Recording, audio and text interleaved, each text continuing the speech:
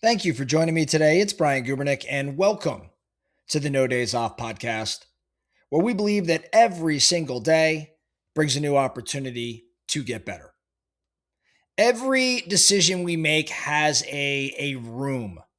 What do I mean when I say room? Sometimes that room is obvious. It's a conference table or a leadership meeting, a coaching call, a conversation with your spouse.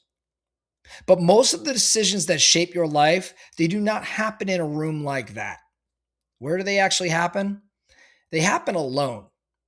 They happen alone. They happen when you're out for a run or a walk. They happen when you're driving. They happen when maybe you're staring at your phone or listening to a podcast or you're frustrated after a meeting. They happen maybe when you're tired at the end of the day or when you're simply reacting to something that occurred. You're trying to decide whether to spend the money or confront the person or take the opportunity, say yes, say no, stay patient, or make a move. And you're usually doing that in those particular moments. You're usually deciding alone. But here's the truth, especially in today's world, you are not making that decision alone. There are always voices in the room. The question is whether you choose them. See, most of the time, the voices are your defaults. Emotion walks in the room first, and emotion says, what will make this feel better right now? Emotion wants relief. It wants the tension gone. It wants the uncomfortable feeling to stop. And then ego walks in the room, and ego says, how do I protect my image? How do I defend the idea because it was mine? In other words, how do I avoid looking wrong? And then social pressure walks in. And social pressure says, what will people think? What will the room approve of? What keeps me safe inside the group? And then lastly, inertia walks in the room, and inertia says, hey, do nothing, stay on the current path, call it patience, call it strategy, just do not disturb or disrupt the system. Those four voices are making more decisions than most of us want to admit. So, where am I going with all this? The goal here is not to eliminate emotion or ego or social pressure or inertia. I just don't think that's realistic. The goal, however, is to interrupt them. And I think this is where the idea of a personal board becomes very, very powerful. See, a board is a standard you can convene on demand. Not a real board like you have in a public company or a venture-backed company. Not like a board that sits down and has a quarterly meeting. Not a group you have to schedule. Not a set of people who vote on your life. I'm thinking more about a mental board or a decision board. A group of real exemplars whose questions you borrow when your own thinking gets a little cloudy. And the key word there is questions. You are not asking, hey, what would, say, Charlie Munger do? Or what would Peter Attia do? Or what would Brene Brown do? That can get, I don't know, that can get a little cheesy pretty fast. Instead, I think you're asking, what question would this person force me to answer? And I think that that's a really powerful exercise. You borrow the lens, in other words, not the life. For a business decision, maybe a seat on your board looks at capital and looks at opportunity cost. And then another seat on the board looks at the financials. Then another seat looks at speed and or first principles.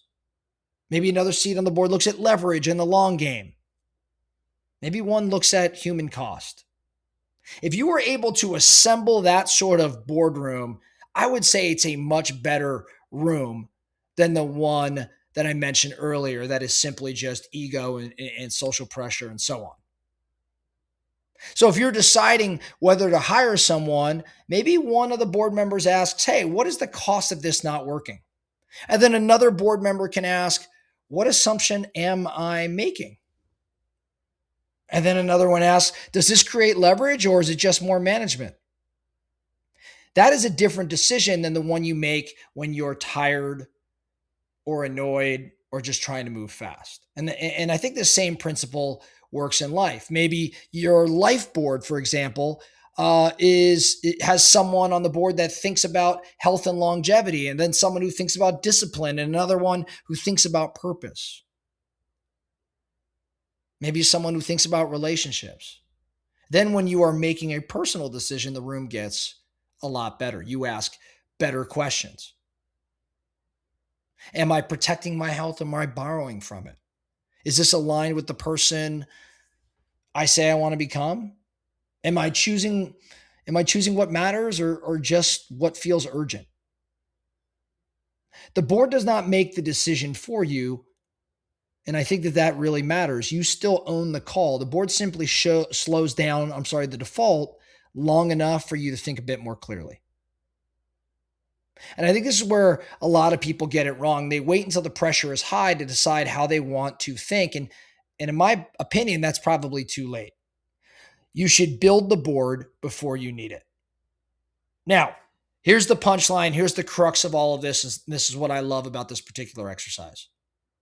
You can build the board in today's environment by using AI, ChatGPT, Claude, or whatever it is you choose. And you can build your board out and have it ask you these questions. And we should all be doing this right now because it is one of the most powerful things we can be doing and having an impact on the decisions that we're making. I want you to pick, 3 to 5 voices for your business. Then pick 3 to 5 voices for your life. And make sure that they don't all think the same way.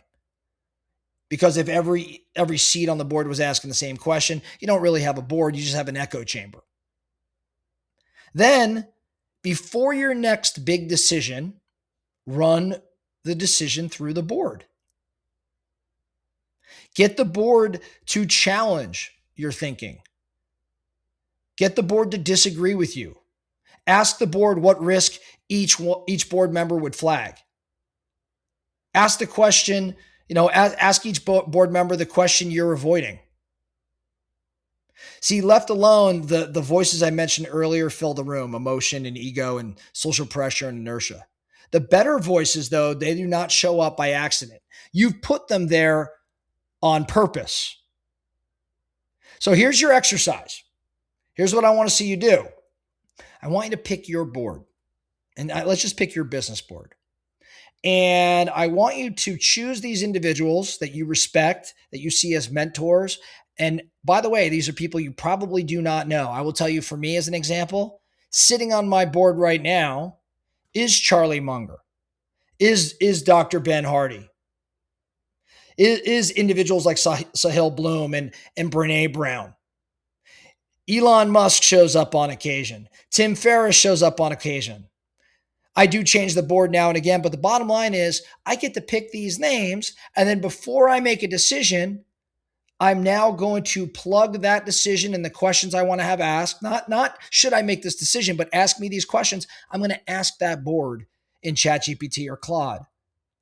And it's done wonders for me over the past 30 days as I've been leveraging this in business. And again, it could go the same way in life. I truly believe this is one of the most powerful things each and every one of us can start doing today. Because again, I don't think the better voices show up by accident. You've put them there on purpose. And with AI today, we can all take advantage of this. So go and do it. I promise you, you will get a ton out of it, and start running your decisions and your thoughts through your board. That's all I have for you today, the No Days Off podcast. Thank you so much for listening. And remember, every single day brings a new opportunity to get better. So let's get after it.